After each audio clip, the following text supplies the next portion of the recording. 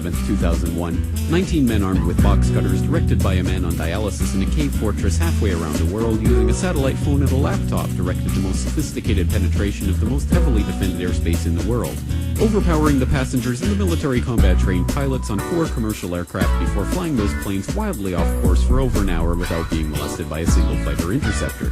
These 19 hijackers, devout religious fundamentalists who like to drink alcohol, snort cocaine, and live with pink-haired strippers, managed to knock down 3 buildings with 2 planes in New York. While in Washington, a pilot who couldn't handle a single-engine Cessna was able to fly a 757 in an 8,000-foot descending 270-degree corkscrew turn to come exactly level with the ground, hitting the Pentagon in the Budget Analyst Office where DoD staffers were working on the mystery of the $2.3 trillion that Defense Secretary Donald Rumsfeld had announced missing from the Pentagon's coffers in a press conference the day before, on September 10th, 2001. Luckily, the news anchors knew who did it within minutes. Osama bin Laden. The pundits knew within hours.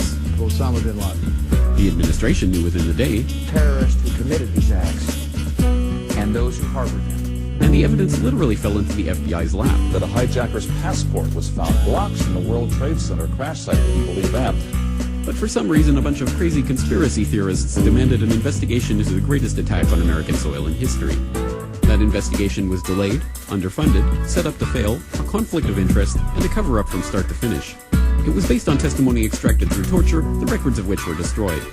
It failed to mention the existence of WTC-7, Able Danger, P-TECH, Sibel Edmonds, OBL and the CIA, and the drills of hijacked aircraft being flown into buildings that were being simulated at the precise same time that those events were actually happening.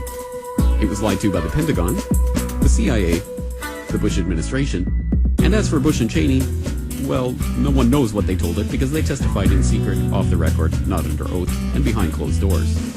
It didn't bother to look at who funded the attacks because that question is ultimately of little practical significance.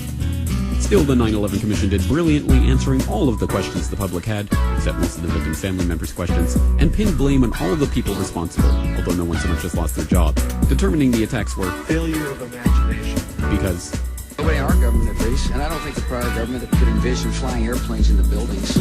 Except the Pentagon, FEMA, NORAD, and the NRO. The DIA destroyed 2.5 terabytes of data on Able Danger, but that's okay because it probably wasn't important. The SEC destroyed their records on the investigation into the insider trading before the attacks, but that's okay because destroying the records of the largest investigation in SEC history is just part of routine record keeping. NIST has classified the data that they used for their model of WTC-7's collapse, but that's okay because knowing how they made their model of the collapse would jeopardize public safety. The FBI has argued that all material related to their investigation of 9/11 should be kept secret from the public, but that's okay because the FBI probably has nothing to hide. This man never existed, nor is anything he had to say worthy of your attention, and if you say otherwise, you are a paranoid conspiracy theorist and deserve to be shunned by all of humanity. Likewise him, and her, and her, and her, and him.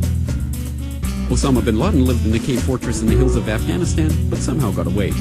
Then he was hiding out in Tora Bora, but somehow got away.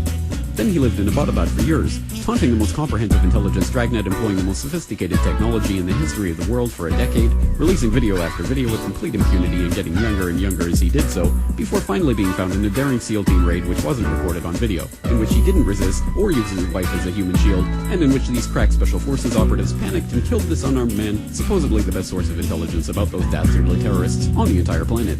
Then they dumped his body in the ocean before telling anyone about it. Then a couple dozen of that team's members died in a helicopter crash in Afghanistan. This is the story of 9/11, brought to you